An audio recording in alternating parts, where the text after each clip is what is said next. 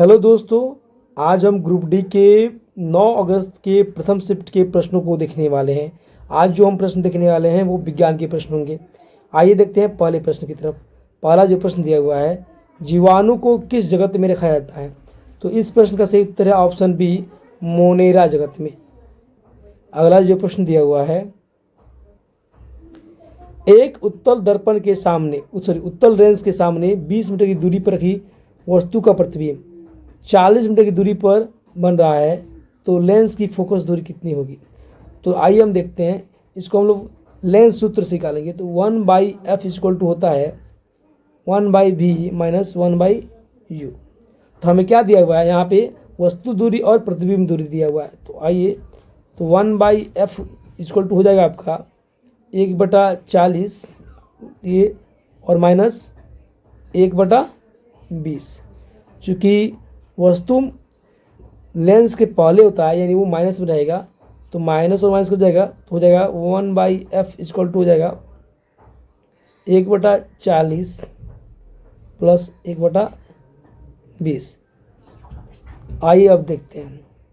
ये आपका 20 और 40 का लसो जो हो जाएगा वो 40 हो जाएगा।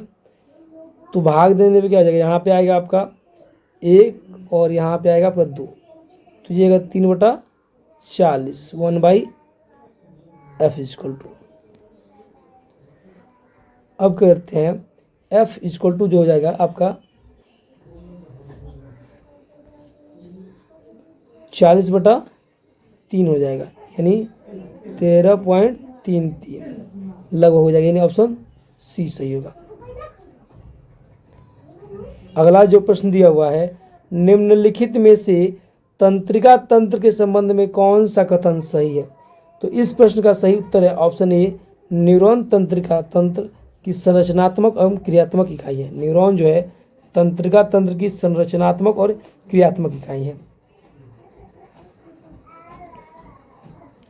अगला जो प्रश्न है, मानव शरीर की त्वचा पर चोट लगने पर मुख्य रूप से किस ऊतक पर प्रभाव पड़ता है? तो इस प्रश्न का सही उत्तर है ऑप्शन सी, उपकला ऊतक पे। अगला जो प्रश्न दिया हुआ है, निर्वात में प्रकाश की चाल जो दिया हुआ है 3 × 10⁸ मीटर पर सेकेंड दिया हुआ है, और किसी अन्य माध्यम में दिया हुआ है 2 × 10⁸ मीटर पर सेकेंड। तो कह रहा है अपवर्तनांक बताइए कितना है। तो अपवर्तनांक निकालने के लिए क्या होता है, इसका जो सूत्र निकालते हैं उसे कहते हैं कि निर्वात में प्रकाश की चाल बटा किसी माध्यम में प्रकाश की चाल। तो निर्वात में कितना दिया? 3 × 10⁻, आपको दिया हुआ 8, और 2 × 10⁸। 10⁸ से 10⁸ कर देंगे तो क्या होगा? 3 से 2 में भाग देंगे तो 1.5 आ जाएगा, यानी 1.5 अपवर्तन आ गया, यानी ऑप्शन सी होगा। अगला जो प्रश्न दिया हुआ है, 5 kg द्रव्यमान की वस्तु पर 20 न्यूटन का बल लगाया जाता है, तो वस्तु में उत्पन्न त्वरण कितना होगा? तो क्या दिया हुआ है आपको? m दिया हुआ है आपका 5 kg, m दिया हुआ है 5 kg। उसके अलावा आपको F बल जो दिया हुआ है वो दिया हुआ आपका 20 न्यूटन दिया हुआ है, तो हमको A निकालना है। तो हम जानते हैं F इक्वल टू होता है ma, तो A इक्वल टू हो जाएगा आपका F/m। यानी अब क्या करेंगे, तो आपका जो 20 दिया है F बल और आपका द्रव्यमान दिया हुआ है वो 5 kg, इससे भाग जब देंगे तो A इक्वल टू हो जाएगा आपका 4 मीटर पर सेकेंड स्क्वायर, इन त्वरण हो गया, ऑप्शन बी सही है। अगला जो प्रश्न है, जे थॉमसन ने किसकी खोज की थी? तो इस प्रश्न का सही उत्तर है ऑप्शन सी, इलेक्ट्रॉन का। जे थॉमसन जो थे इलेक्ट्रॉन की खोज किए हुए थे। हम जानते हैं इलेक्ट्रॉन क्या है, एक विद्युत ऋणात्मक तत्व होता है जो परमाणु में पाया जाता है। इस पर नेगेटिव चार्ज होता है और प्रोटॉन पे क्या होता है, पॉजिटिव चार्ज होता है। अगला जो प्रश्न है, एक रोलर कोस्टर के उच्चतम बिंदु पर व्यक्ति का द्रव्यमान दुगुना कर दिया जाए तो ऊंचाई समान रहे तो उसकी स्थितिज ऊर्जा पर क्या प्रभाव पड़ेगा। देखिए ये रोल कोस्टर ये है, मान लीजिए गोल। अब यहाँ मान लीजिए व्यक्ति यहाँ पे है, यहाँ पे व्यक्ति है और कर रहा है, इसका जो द्रव्यमान है इसको दुगुना कर देंगे।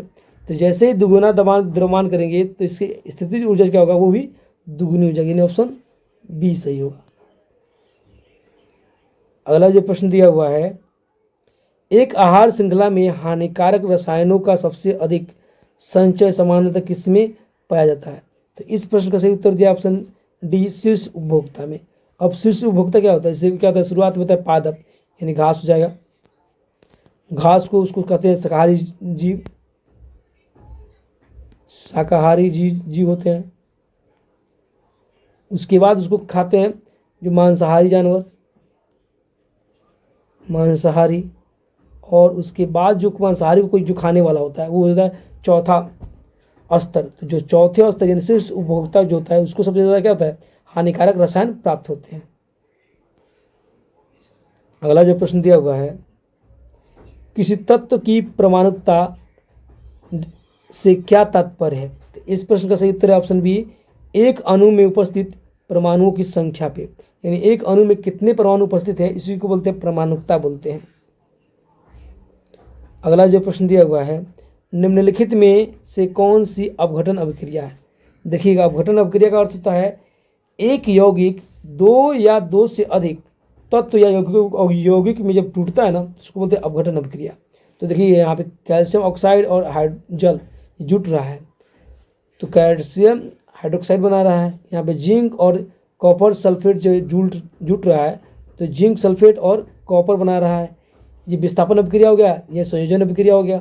यहाँ पे क्या हो रहा है, ये देखिए सी नंबर, ये कैल्शियम कार्बोनेट जो है टूट के कैल्शियम ऑक्साइड और कार्बन डाइऑक्साइड बना रहा है, यानी ये टूट रहा है। एक यौगिक है ये टूट के आपको क्या बन रहा है, दो अलग अलग यौगिकों में टूट रहा है, यानी ये अपघटन अभिक्रिया है।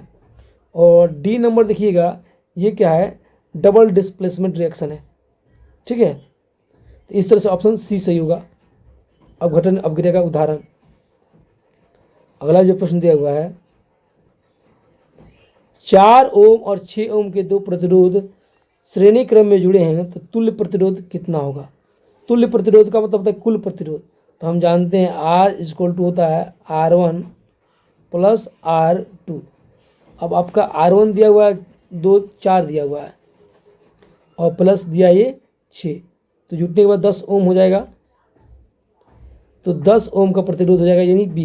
लेकिन देखिए अगर यही प्रश्न दिया रहता कि समानांतर में कैसे होंगे तो इसको देखिएगा, तो 1/R = होता है 1/R1 + 1/R2।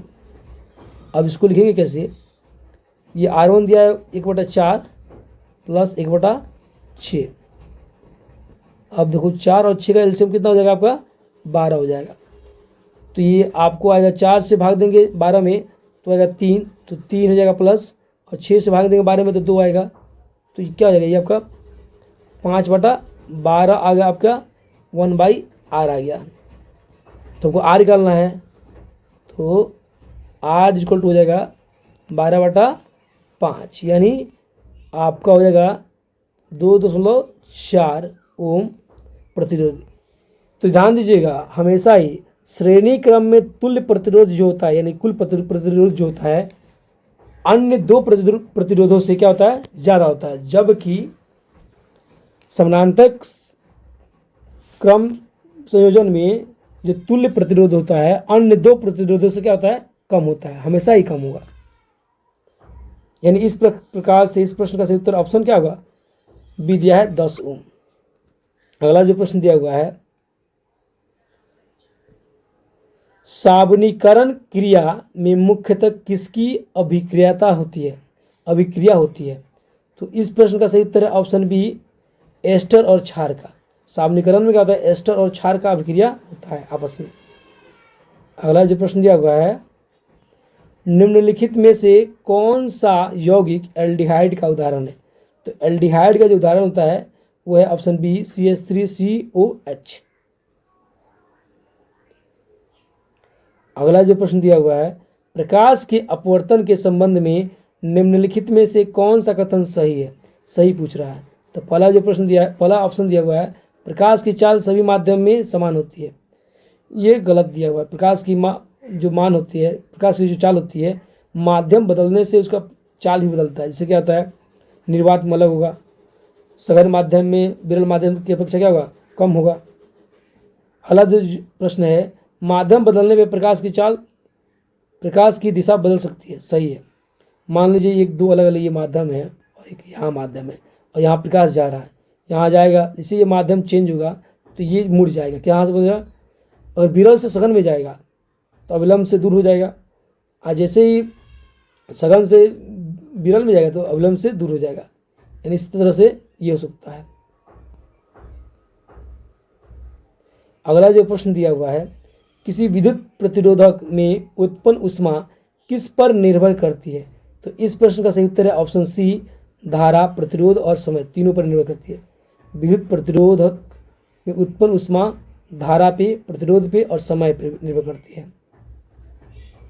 अगला जो प्रश्न है, हाइड्रोक्लोरिक अम्ल और सोडियम हाइड्रोक्साइड अभिक्रिया में कौन से उत्पाद बनते हैं। ये क्या बनेगा इसके उत्पादन के बाद, HCl जब अभिक्रिया कराएंगे NaOH के साथ तो बनाएगा क्या, तो बनाएगा NaCl यानी सोडियम क्लोराइड और साथ में H2O बनाएगा, यानी जल बनाएगा।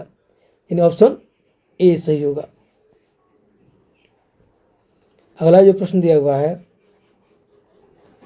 परासरण यानी ऑस्मोसिस में किसका संचरण होता है।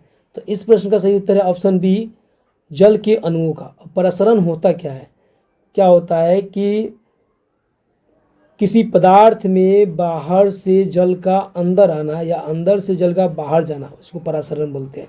जैसे हम लोग चना और मूंग फुलाते हैं, उसको क्या करते हैं हम लोग, कुछ भिगो देते हैं पानी के अंदर। तो क्या होता है, अगर हम सुबह में रात में चना को रखते हैं, जो उसका सूखा हुआ चना रखते हैं, और जैसे ही सुबह देखते हैं तो वो क्या होता है, थोड़ा सा बड़ा साइज हो जाता है। तो क्यों होता है, वो परासरण की वजह से होता है।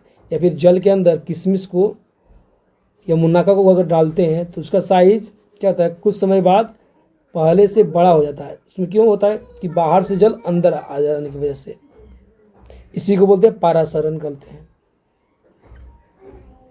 अगला जो प्रश्न है, लेंस की शक्ति की SI इकाई क्या है। तो इस प्रश्न का सही उत्तर है ऑप्शन सी, डायोप्टर होता है। हम जानते हैं डी इसके डायोप्टर इक्वल टू होता है 1/f, और 1 की जगह क्या कहते हैं हम लोग हमेशा ही 1 मीटर लेते हैं। अगला जो प्रश्न दिया हुआ है, किसी लेंस की फोकस दूरी 50 सेंटीमीटर है तो उसकी शक्ति कितनी होगी। तो इस प्रश्न का सही उत्तर है ऑप्शन बी दिया है 2D। आइए देखते हैं कैसे। तो हम जानते हैं D इक्वल टू होता है 1/f। तो 1 का मतलब हमने बोला था 1 मीटर, तो 1 मीटर यानी 100 सेंटीमीटर लेंगे, और ये दिया है फोकस दूरी 50 दिया है 50, जैसे इसको काटेंगे ना तो ये 2 आ जाएगा, यानी डी डायोप्टर।